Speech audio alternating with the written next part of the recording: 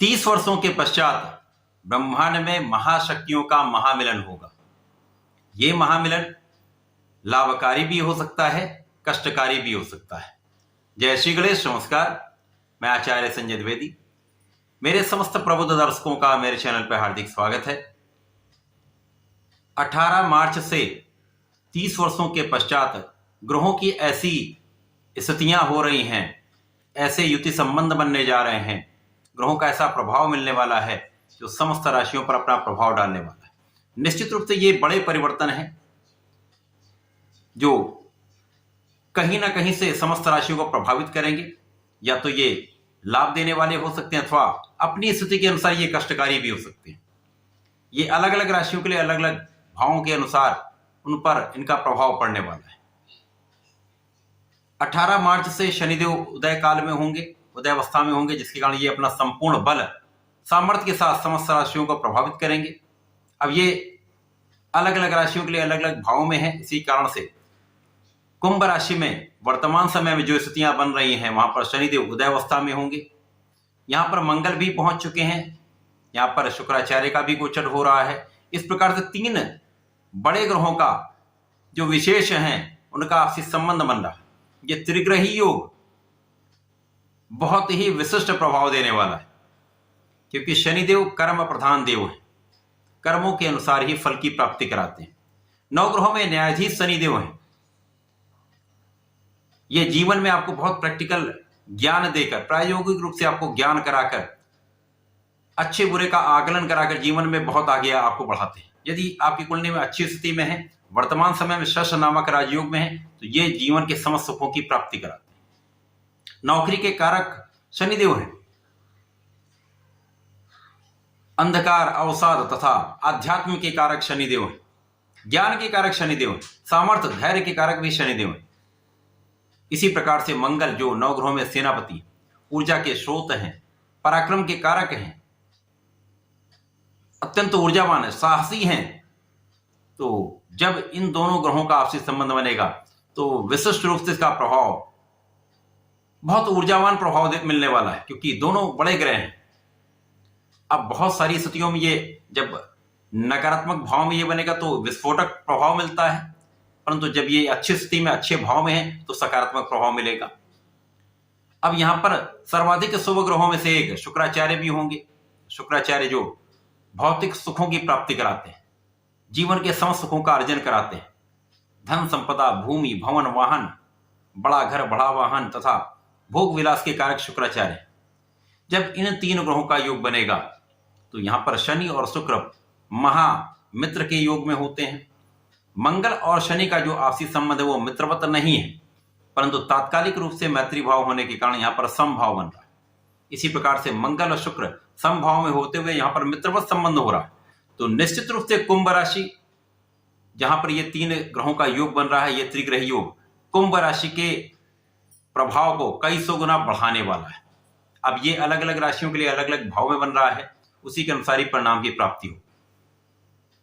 आज मैं कर्क राशि के लिए इस त्रिग्रही योग का, इस महासंयोग का किस प्रकार का प्रभाव मिलने वाला है, किस प्रकार के लाभ मिल सकते हैं अथवा कहां पर समस्या आ सकती है, उसका क्या निराकरण है, संपूर्ण विश्लेषण मैं पूर्ण तर्क के साथ करने जा रहा हूं।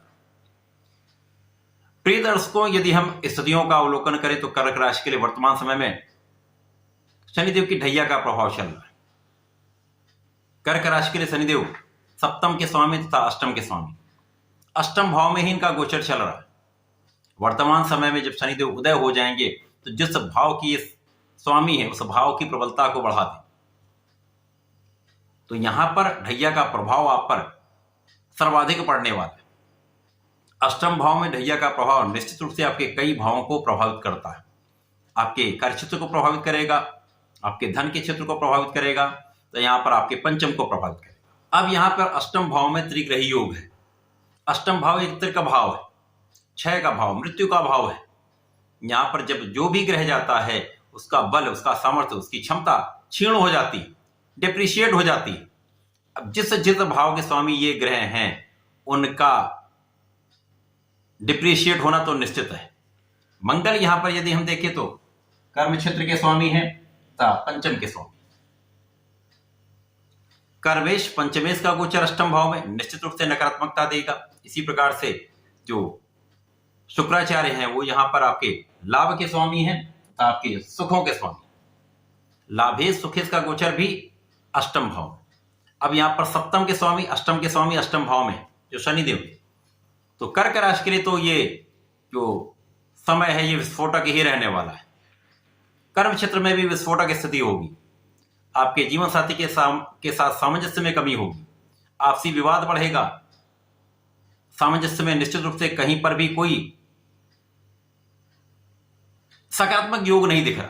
जीवन साथी के स्वास्थ्य में भी समस्या दिख रही है।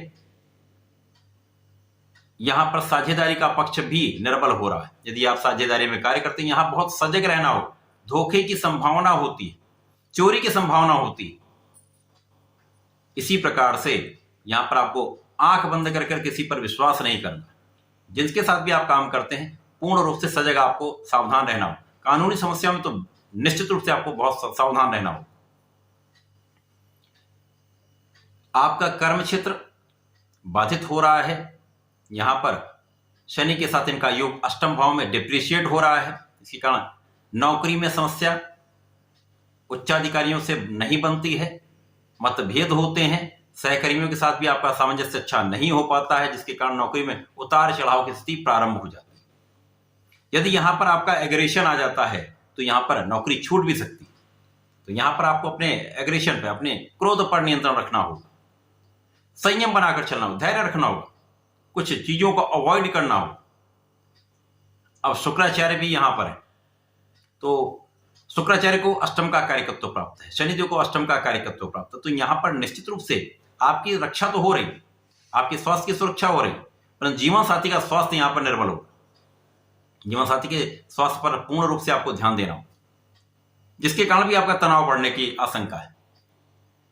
यहां पर आपके धन के भाव पर इन तीन ग्रहों का प्रभाव धन का कुछ आगमन तो कराता रहेगा, परंतु बिना कारण से धन का व्यय भी कराता रहेगा। चाहे वो स्वास्थ्य समस्याओं में हो, कानूनी समस्याओं में हो, विवाद में हो, किसी कारण से आपका धन आपके पास संचय नहीं हो पाए।